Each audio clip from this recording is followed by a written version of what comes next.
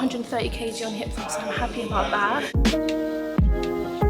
Today is the day that I finally take you guys through a full workout at the gym. So today I'm doing glutes and hamstrings, so we'll be training glutes and hamstrings, and I'll take you through all the different exercises that I do.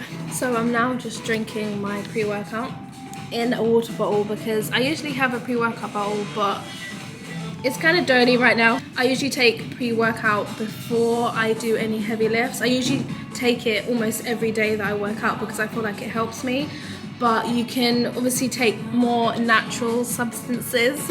I just take it for extra energy to give me that boost. It helps me in my performance and I enjoy taking it. So let's go. Before I begin, I just want to make a disclaimer that I'm obviously not a PT. I'm not a fitness influencer. I'm just a girl, okay? I'm just a girl who started weight training 2 years ago and really loves it, and also loves going to the gym, and is also a content creator. Saying that, I feel like I've gained a lot of knowledge along the way that I'm happy to share. So the first exercise I'll be doing is a dumbbell RDL, which is a Romanian deadlift, and this is typically a hinging movement. So what you would want to do is hinge at the hips, which means push your hips all the way back as far as you can and then bring them forward. This movement is more of a forward and back movement rather than an up and down movement.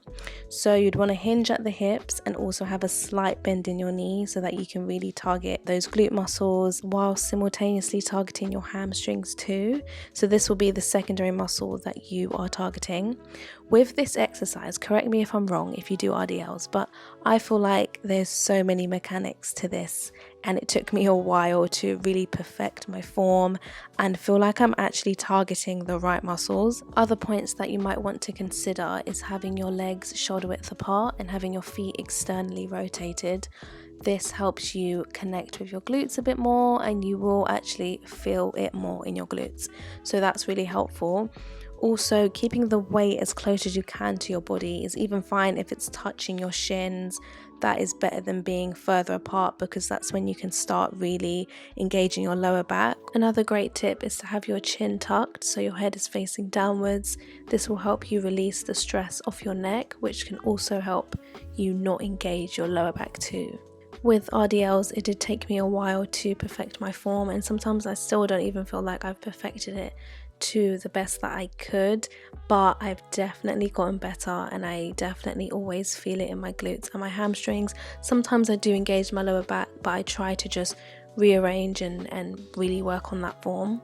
So the first set, I believe I was using 16 kg, and then I repeated the same with my second set. This is now my third set, and I'm using 18 kg because I felt as though the 16 kgs were just a bit too light, and my rep range was 8 to 10.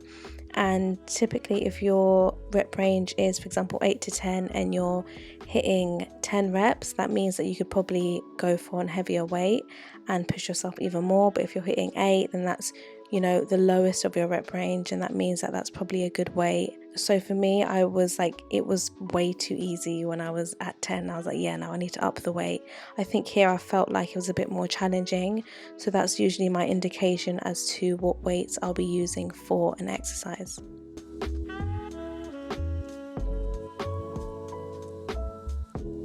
So now we are on to hip thrust, which is the second exercise of this workout. I want to make another disclaimer before we get into this. I wasn't sure where to put this camera. This was my first time recording at this gym, my first type of video like this. I really do hope that these videos get better if I continue them in terms of knowing where to put the camera. Like, I didn't love this angle.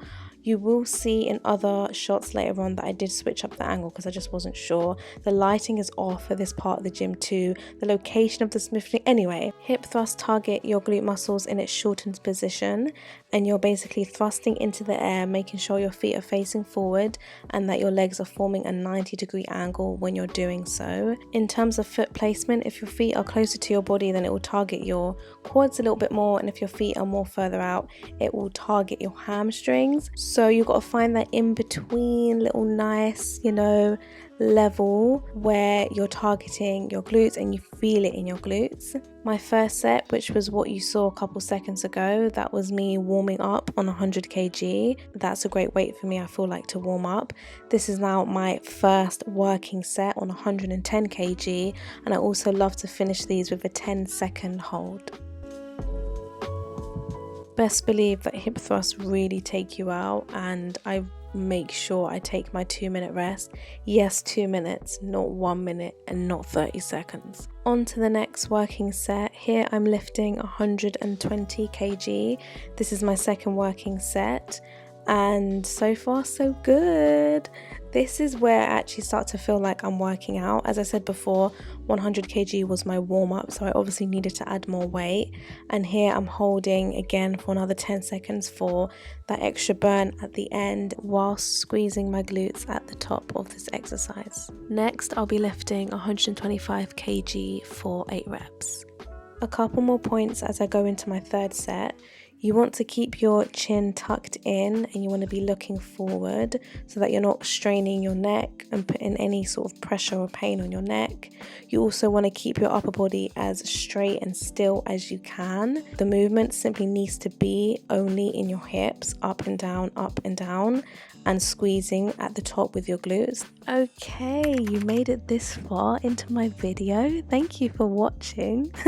Okay, so now the next exercise are Bulgarian split squats. These are death. In terms of foot placement, you can decide this with yourself. I usually take one big step forward from the bench, and then I give it a go without weights, just body weight, and see how it feels. Obviously, we're all different heights, we all have different leg lengths, so it's all going to be a bit different, so that's something you would need to explore yourself. In this video I've chosen to use a bench for my split squats, but usually I will use 2 or 3 plates, as in plates that you can put on a barbell, as my step for my range of motion, because I'm a low elevation Bulgarian split squat girly. And if you're that too, then you know. But also, if you want to be a bench girly, that's cool, because I do feel like you do get more of a stretch in your glutes if you're targeting your glutes, or in your quads if you're targeting your quads. And that's another point that I'm going to address.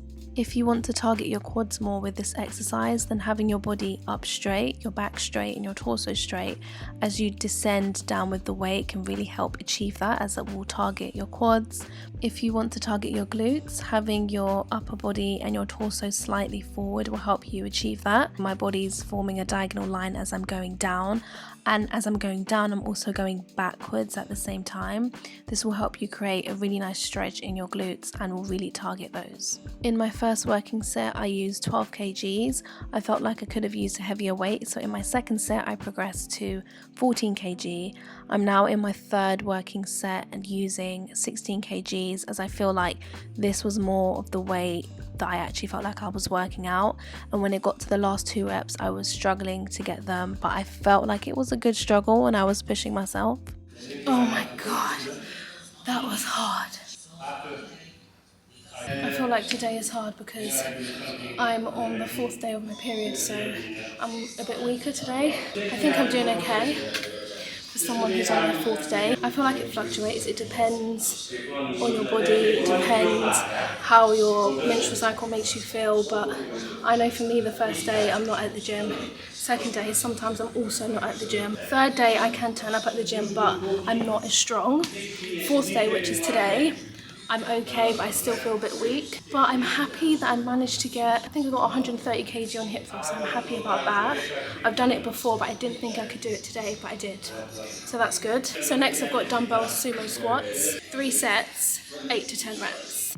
Okay, let's get it. So with sumo squats, the sumo in the sumo squats is simply having your feet placement larger than your hips and your feet externally rotated if you want to hit those glutes. And this is basically a normal squat. As you can see, I'm coming up and down, and as I descend I'm squeezing at the bottom.